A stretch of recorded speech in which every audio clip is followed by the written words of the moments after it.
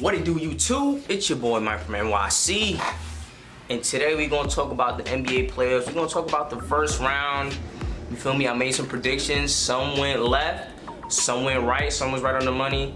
You feel me? So let's just talk about it. Clippers, Mavs. That was a crazy series. Clippers went down 0-2, then was down 20 points to start the.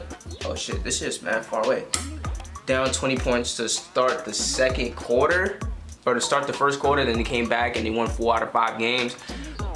That was a really good series. I think that the Clippers just made the necessary adjustments. I always felt that if you're gonna go small, especially with the Clippers roster, you have a Rondo or Reggie Jackson, they have Paul George, Kawhi, Markieff Morris, and Nicholas Batum. You have three and a half forwards and a guard and a half, whatever you want to classify Paul George as, a guard, forward, combo, whatever. You went small for a reason. You were switching when you had Zubac in, and then you stopped switching when you went small, when you had more capable defenders of actually guarding him. I felt that I would have lived better with them switching than Luka just getting a pick and roll, keeping him on the hip every time, getting a little floater or alley, getting an easy look. But I think they didn't do the exact adjustment that I would have did. They were doing like heavy showing, and then recover. So whatever the situation was, I think that worked. I think they just needed to not trail on that pick and roll. I think they needed to just do that one defensive adjustment, and I think that they were fine. They were fine defensively. Their offense found a rhythm through defense, and they were fine. Game 3 and 4, game 3, the Mavs put up a whole bunch of points. They still ended up winning. So I think their main emphasis was just defense. The Mavs coach, he made a great adjustment. He went big and went zone. I think it stunned us for a second. Like game 5, it really stunned us, and it didn't allow Kawhi and PG couldn't really find the field. Like they were giving it up a lot. And mind you, Reggie Jackson did make some good plays. He did play well, but it was just like, this isn't the best Clippers, so we still had to find ourselves, and then we started putting Kawhi. And then Tyronn Lue made a counter adjustment. He put Kawhi on the top of the key and allowed him to just kill him mid-range like it's high school, or just make a play, and boom, we got open shooters, and then boom, corner. It was real. We made that real good adjustment. I think the Mavs coach did the best with what he could have possibly done, and I think that's respectable. As a longtime Paul George fan, like I never got mad when the Pacers lost, because they always played the best that they could with the pieces that they had.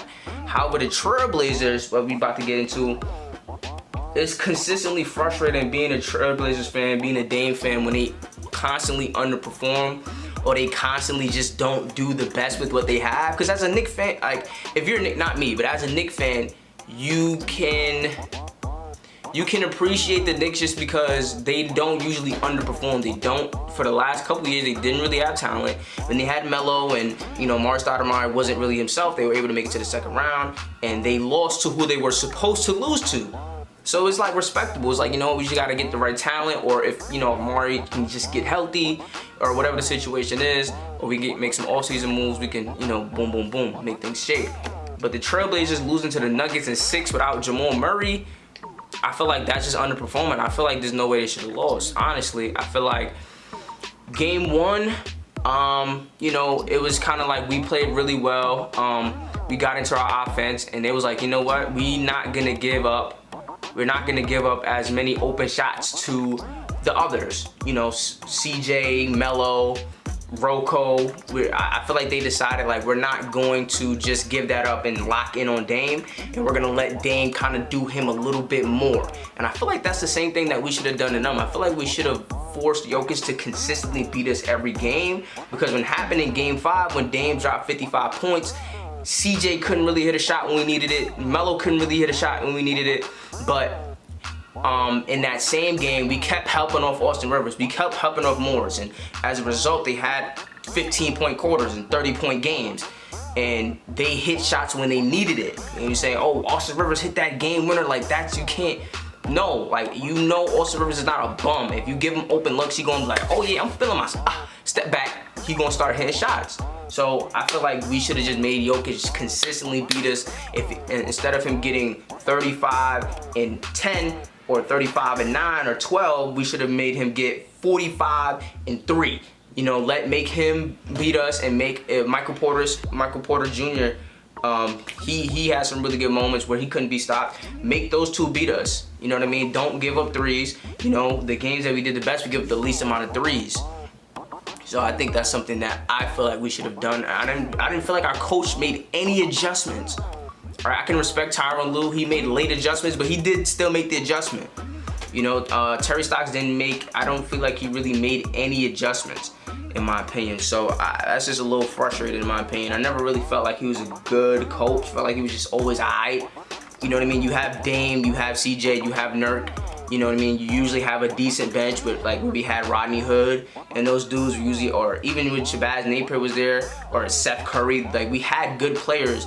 You know what I mean? So we always reached what the talent was able to reach, but we never reached what, like, our coach never got us somewhere. Like Utah, I feel like Utah is just super well coached. Phoenix is super well coached, you know, and the coaching can take them farther, you know, because we had depth. We had everything that they had. We had depth. I argue we had better star players and all of that. So, so yeah.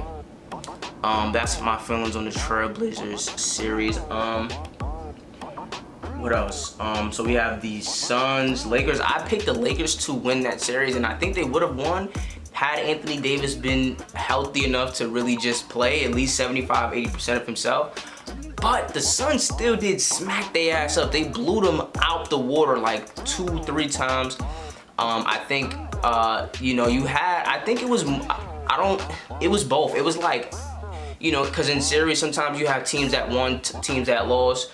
You know what I mean? Like, did this team just win or did this team just lose? I think it's like heavy on both.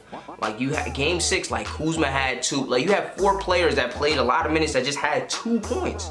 You know what I mean? And then you have, I mean, Devin Booker just dropped 40s. Devin Booker was going crazy. You know, they just played really well as a team. They got to everything that they wanted to get to in that series. So I feel like, you know, just credit to the Suns. And the Lakers, had they been healthy, I probably would have taken them in 6. LeBron just didn't look like LeBron. I don't think I've gone on record saying this, but I think this last year is the last year that LeBron is the best player. I think that I don't really see LeBron as the best player in the league anymore. I think that is like maybe an argument for like a Harden or Durant or Luka or Curry. Probably like those 4 players. I mean, you got to throw Kawhi in the mix, and then Jokic. You got a lot of players that can, you know, that you can talk about. So yeah, that's my opinion on that. I don't really, in terms of tactical changes, I feel like the Lakers coach tried some different things. I don't really feel like he didn't really, like, it was just like you didn't really have your team there to really, like, that you could trust or go to war to with. So it was like, on top of trying to make adjustments to guard the Suns, you trying to make adjustments for the lack of Anthony Davis and, like, you know, guys. So that really, I think, hindered them because they had played Marc Gasol, and then Game 6 Drummond didn't play at all. So it was just a lot going on. So I think, and just not for nothing, Lakers without Anthony Davis is a worse team than the Suns. So I think what should have happened happened. All right, next series, you got Knicks Atlanta. I mean, I don't have too much to say on this. I just don't think, I think the Knicks could have pushed it to 7 at least. I think Atlanta healthy. I didn't really watch a lot of Atlanta games. Yeah, I think Atlanta healthy, you know, was probably just a better team than the Knicks. But I think the Knicks just didn't really. They didn't really get it done on the defensive end like they usually do. They were a little bit more undisciplined, you know, like, you know, certain fast break points, or just certain like good defensive teams usually just don't give up certain things. Like, you know, in today's NBA, you don't give up threes and you don't give up layups. You know, that's the main thing you try to keen in on. You try to, you know, give up it. You don't turn over the ball. You try to limit fast break points. You try to limit, you know, open layups and open threes, and, you know, make a team beat you a certain way, you know. So yeah, I feel like the Knicks could have probably played a little bit better, but overall, Atlanta was just a better team. So can't really get mad at the Knicks for losing. I think they could have played better, but regardless, they won a better team. So I think Knicks fans can't really be too mad with them, because it's like they just weren't a better team. Okay, all right, now let's talk. Another thing I want to talk about is, I didn't really watch those other series, but I want to talk about what the Clippers, or what teams can do going into the second round. You know, because I think the Clippers playing the Utah Jazz, you know, because all right, so against Luka, right? I feel like something that they started to do towards the end of the series, like maybe 4, 5, 6, 7, maybe, is they put an emphasis on making Luka beat them, trying to limit Tim Hardaway's points, Brunson, you know, making sure Porzingis is, you know, I mean Porzingis really wasn't doing much, but just making sure that if Luka beats you and Luka beats you with, you know, him just getting ISO buckets, you know, because it's real easy now to just overreact. You know, like, he's killing us. Let's just start helping off, and you start giving up open threes. Like, you have to go into the game plan knowing, like, all right, are these players capable of beating us or not? Because Morris dropped 30 on us. He's capable of beating us. Austin Rivers he dropped like 15 in the fourth on us. He showed that he's capable of beating us. So I feel like, you know, I feel like those things you have to go in like, we're not gonna give up this, and we're gonna try to make them beat us this way. And you know, that's the thing about the playoffs. When you have really good players, they can beat you multiple ways. You know, Kawhi can beat you, you know, maybe getting more assists now. Paul George can beat you getting 9, 10 assists, you know, and not dropping 30, 36 or 30 points. It can beat you passing the ball, you know, so that's what makes it real difficult, you know. But the worse your team is, the less ways they can beat you. You know what I mean? Like, Trae Young is showing he's a really good player. Like, he can beat you with the 3, he can beat you passing, he can beat you in a lot of different ways. So I think the Clippers, you know, playing Utah's a really balanced team. So I honestly don't really know what the best thing for them to do is, because they have 5 guys averaging 17, and Donovan Mitchell can give you 50 if necessary. He can literally give you 50. Like, if push come to shove, niggas not showing up, they can give you 50. But I do think that their best bet is probably going to a lot of switching situations. You know, maybe trying that small lineup just to limit what Rudy Gobert can do on the defensive end. And if Rudy Gobert is beating you on a switch with Nicholas Batum guarding him or Markieff Morris guarding him, that's something that you absolutely live with. And if Donovan Mitchell if Donovan Mitchell is better one-on-one than Kawhi Leonard and Paul George, that's something you live with. So what I would do, I would probably go a little bit smaller, probably have the same lineup they'd use against the Mavericks to start off, you know, just to try to minimize what Rudy Gobert can actually bring to the table in terms of rebounds and just paint presence and actual being able to guard, because we know he can't really guard the perimeter, you know. So that would be my initial adjustment going into the series. And yeah, just continue to attack that paint. I don't know if it's gonna be as easy for them to get to the paint just because Utah has better perimeter defenders, but I really don't think nobody can really guard Paul George and Kawhi regardless. Like, when they locked in, I don't really think niggas are just staying in front of them, like, to keep it a buck with you. So that would be my main adjustment going into the series. Yeah, and then Denver, Portland, I think, or Denver, Suns. I think Suns will probably win. I don't see the Denver Nuggets really beating the Suns just because of how, you know, how offensively gifted the whole team is, how offensively capable the whole team is. Like, with Portland, you have games where Melo dropped 5. Like, you need a consistent 15 from Melo.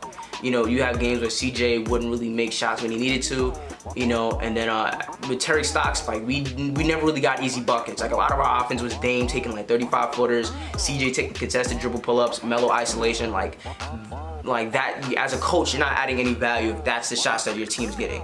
When you're Utah, when you're Phoenix, guys get open looks, guys get open layups, guys get to their spots. You know what I mean? Guys get open dunks. Like, when you can get that for your team, that's how you know you're adding value as a coach.